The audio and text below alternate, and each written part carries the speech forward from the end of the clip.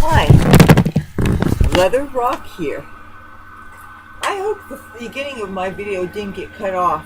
My last video, for some reason, my turnaround wasn't visible and the clapboard wasn't visible, and I have a feeling this webcam might be on its last leg, so I do apologize for that. Today's video, we're going to be talking about packing for trips. This is a subject I've been wanting to make videos about actually for the past couple of years. One time I am going to make a video about packing for a long distance, long Greyhound trip, but today's video is going to be packing for a 3-day, 3-night trip. And the interesting thing about this video is, at first I was going to make a video about packing makeup for a trip, because I'm a person, my packing style, I tend to pack more than I need as opposed to less. I like to, when I'm packing wardrobe, I like to have 3 or 4 outfits each day, even if I only wear half of them. If I'm going to a music convention, I like to have my choices. Now, it's a whole different ballgame if you aren't sure when you're going to find the people that you're staying with and you have to carry your luggage with you all the time. Then it probably is better to pack lighter. Now, people who fly, who have a whole different safety considerations and specifically security situations to deal with. I'm not flying, so I don't have to worry about that. However, I'm going to be going to a location that is high security, so I'm going to have to take that into mind when I pack. I'm doing little things like minimizing the size of my bags, minimizing how much metal I'm carrying, things that would make it easier to pass through security at different checkpoints, and to make it easier for them if they could just lift through my things. And if I have liners that are clear plastic, for instance, like I like to line my makeup bags with a clear plastic bag, and that way when I'm going through security, all I have to do is lift it up, and it makes it so much easier. You breeze through check-ins quicker. It's easier for everybody. They can warn you, they can determine who has contraband, who has the metal, who's troublemaker, who's not. So now I am still trying to figure out some of the technicalities in my situation, is figuring out more of my itinerary. For instance, the event I'm going to, there are some formal dinners going on, but the price tag was way more than I would ever want to pay. So I realized that I don't need to bring formal wear with me that I had made allowances for. So I had, if you see anything that's on the wall here, these are some of the potential outfits that I was going to bring to my trip. Now, many of them I'm looking at, I know I am absolutely, definitely going to wear them. Here, that's my light might be getting in the way. Like for instance, let's see, this shirt, I know I'm definitely wearing, and this miniskirt up here, this is a tie-dye rainbow miniskirt. Those two I'm sure are going to go together really well. Plus, rainbow things are really great because you have 7 bright colors that you can coordinate things with. I'm really trying to control my tendency to overpack, because I'm thinking if by the time, I'm not sure exactly what time I'm going to be able to get there, because I am dependent on Greyhound's schedule, obviously.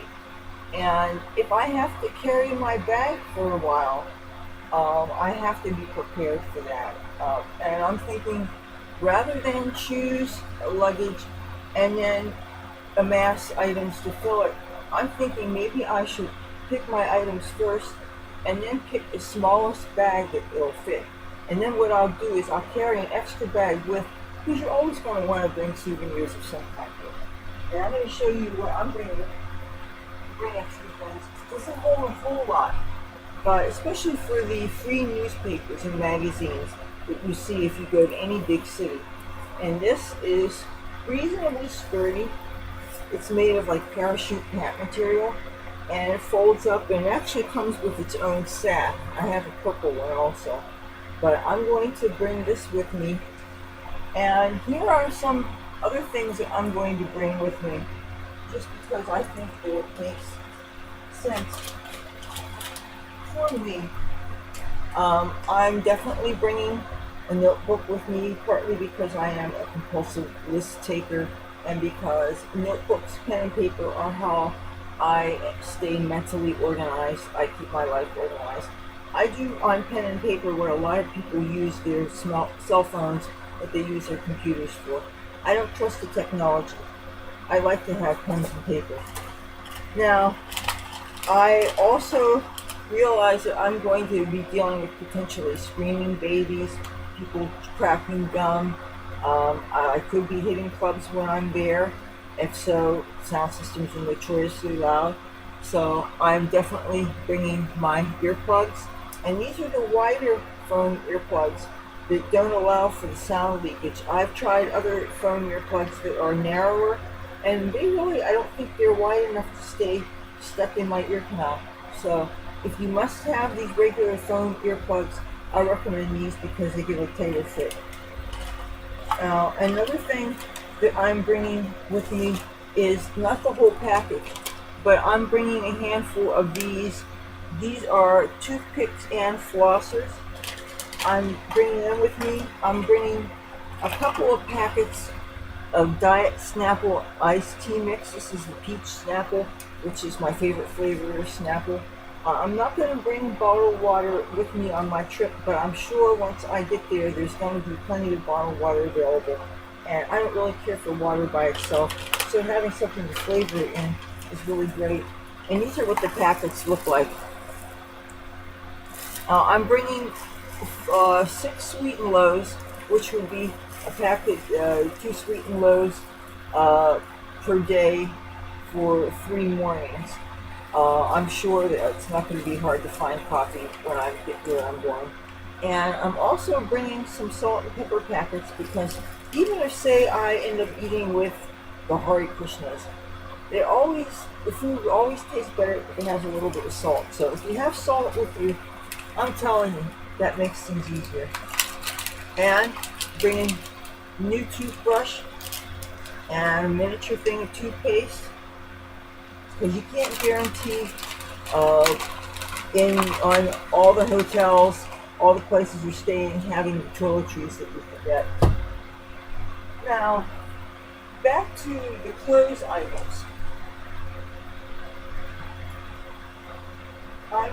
I am really not, one of the tricky things about packing, especially if it's like a month in advance, I can see that the season's changing. I don't know how cold it's going to get. I would prefer to dress for much warmer weather because I prefer warmer weather styles, and I really don't appreciate cold weather too much. I really do. I find it very uncomfortable, and I don't know how much time I'm going to be out of doors. I'm probably going to be hanging out a lot.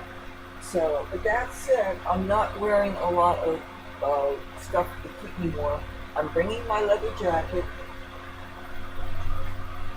This one. It's pretty heavyweight, and it can be closed 2 ways. It can be closed either like a V-neck method, or it can be closed with it going all the way across this way, and it's an asymmetrical, more wind, keeps the wind from hitting the neck. Now, I thought maybe, because I thought that I was going to go to a formal presentation there, but they wanted too much for the dinner. I had a red sequin mini dress set aside, but I put that away because I think it's pretty safe to say I'm not going to use it. Now, I have a little black mini dress hanging up. If I can find a Gothic club in the city that I'm going to be going to, then that would come in handy for that.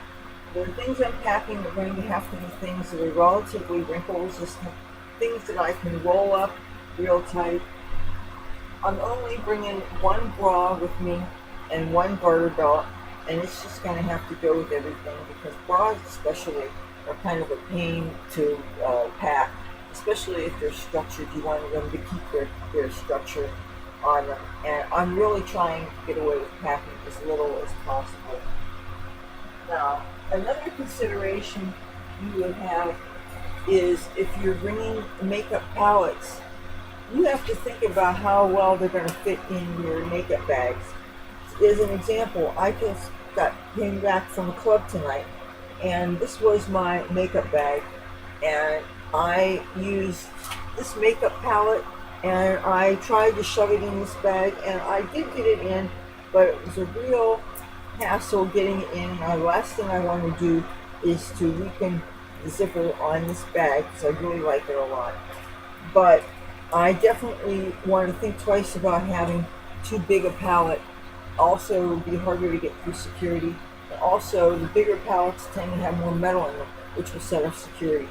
So, now one other thing that I have an issue with palettes is it's much too easy to drop them and damage them. I'm going to show you. Check out this solar flare palette. Look at how it's damaged here, here.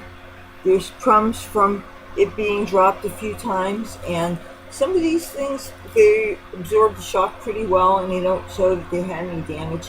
Others, sometimes it'll crumble and you'll have a whole bunch of chunks coming out, and it's really a shame because the eyeshadow colors are beautiful, but I'm not going to risk carrying something out of the house if I'm going to drop it and it's going to disintegrate. So sometimes I actually think single pan eyeshadows are much more practical. They don't crumble and break nearly as much when you drop them. So, but yeah. As far as my makeup goes, I think I'm going to use this foundation instead of a bottle, because bottles of liquid, if you don't seal them tight enough, they can spill. Sometimes security doesn't want you to bring liquid in, but basically a pancake solid makeup that you put on with a sponge applicator, it won't take up nearly as much room.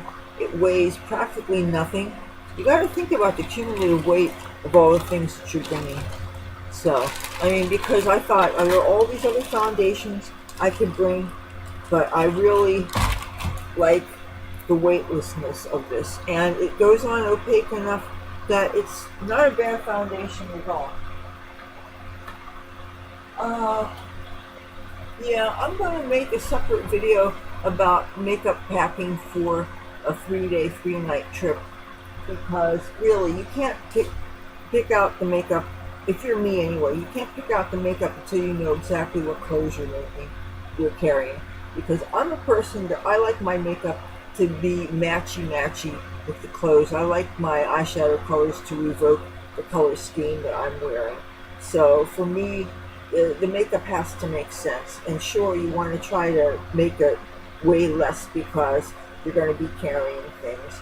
I mean, I don't know if I'm going to be able to leave my bags at my friend's house that I'm going to be staying with, or if I'm going to have to carry them with me the first day. I have no idea. So, but the next video will be more about making how to pack makeup, especially if you're a person like me that tends to overpack, because you certainly want to be available for any eventuality, but you don't want to have things that take up too much space. You don't want to have things that make it difficult to get through security. You don't want things that are going to spill. Oh, that's a real pain. But it's always good to have, for instance, small containers so you can have little bits of your skin cleanser and stuff. And I have a little tiny container. I'm bringing a washcloth too, because just because you're traveling doesn't mean you should skimp on your skincare. Okay, if you like this video, feel free to give it a thumbs up. If you like me and my content, feel free to subscribe. And when you do subscribe, you should hit that bell notification thingy. That way you don't miss anything. I post 3 times a week, Tuesdays, Thursdays, and Saturdays, for your viewing pleasure. Love to have you join me on my adventures. Till then, talk to you soon. Bye.